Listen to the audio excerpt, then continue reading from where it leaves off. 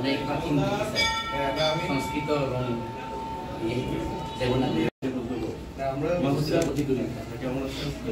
আমি প্রিন্সিপাল বলছি,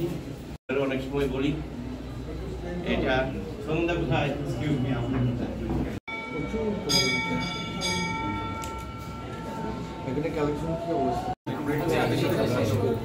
আমি বলবো কথা যদি আপনারা শুনতে চান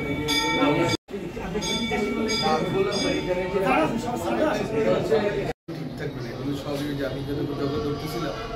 আমি ঢাকা ইউনিভার্সিটির একটা এরকম এগুলো হচ্ছে পাতার চারপাশে যে অংশটা হচ্ছে ভেঙে যাচ্ছে বলে আপনি কিন্তু ওটা পড়তে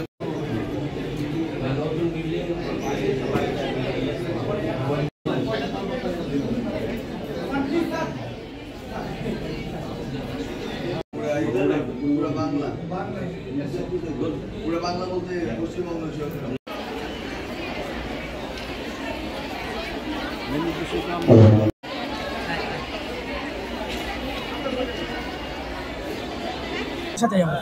না আমার এটা ব্যক্তিগত আগ্রহ থেকে আমি আসছি লক্ষ্মীপুর থেকে ফেরার পথে এটা দেখার জন্য যে আসলে এটা আসলে কেমন শুনছি অনেক দিন আসার সুযোগ হয় নাই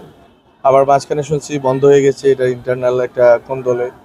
তো আমি দেখতে চাচ্ছিলাম আর কি যে এখানে আসলে কি ধরনের সংগ্রহ আছে এবং আসলে আছে কি না অনেকে বলতেছেন যে আসলে যেটা যতগুলো সংখ্যা আছে এর চেয়ে কম আছে এটা দেখার জন্য যে আসলে এটা আসলে কেমন শুনছি অনেক দিন আসার সুযোগ হয় নাই আবার মাঝখানে শুনছি বন্ধ হয়ে গেছে এটা ইন্টারনাল একটা কোন দলে তো আমি দেখতে চাচ্ছিলাম আর কি যে এখানে আসলে কি ধরনের সংগ্রহ আছে এবং আসলে আছে কি না অনেকে বলতেছেন যে আসলে যেটা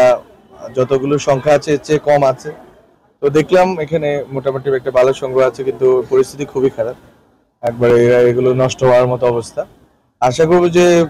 সংস্কৃতি মন্ত্রণালয় দায়িত্ব নিয়ে হচ্ছে স্ক্যানিং অন্তত ডিজিটাল স্ক্যান করে রাখবে এখন এটা পুরো প্রিজার্ভেশনের জন্য যে পুরো ইকোসিস্টেম ভবন অথবা এসি লাগে নির্দিষ্ট তাপমাত্রায় রাখতে হয় এগুলোর প্রিজার্ভেশনের জন্য আবার এই নিয়মিত জার পোচ করতে হয় এটা পান্ডুলিপি এগুলো খুবই ডেলিকেট থিংস হ্যাঁ সেন্সিটিভ ফলে এটাকে মানে ওইভাবে রাখতে হয় তো আমি মনে করি অন্তত ডিজিটাইজেশনটা যদি হয়ে যায় তাহলে অন্তত একটা কপি আমাদের কাছে সংরক্ষিত থাকলো এটা যাতে সংস্কৃতি মন্ত্রণালয় করে আমরা কথা বলবো আমি ফারুক ভাইয়ের সাথে আমি আগে ওনাকে বলছিলাম যে এরকম পুরাতন লাইব্রেরিগুলো অন্তত আমরা কভার করতে হবে ডিজিটাইজেশনে সো এতটুকু করতে পারি পরবর্তীতে যদি সুযোগ হয় তাহলে এটা ভবন করা অথবা এটা আলাদা ভবনে এটা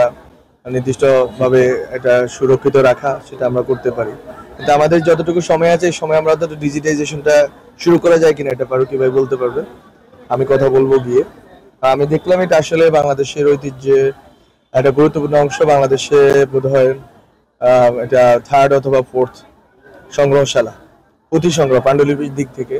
ঢাকা বিশ্ববিদ্যালয় বরেন্দ্রের পরে এটা সবচেয়ে বড় সংগ্রহশালা সো আমি মনে করি যে আমরা কাজ করতে পারবো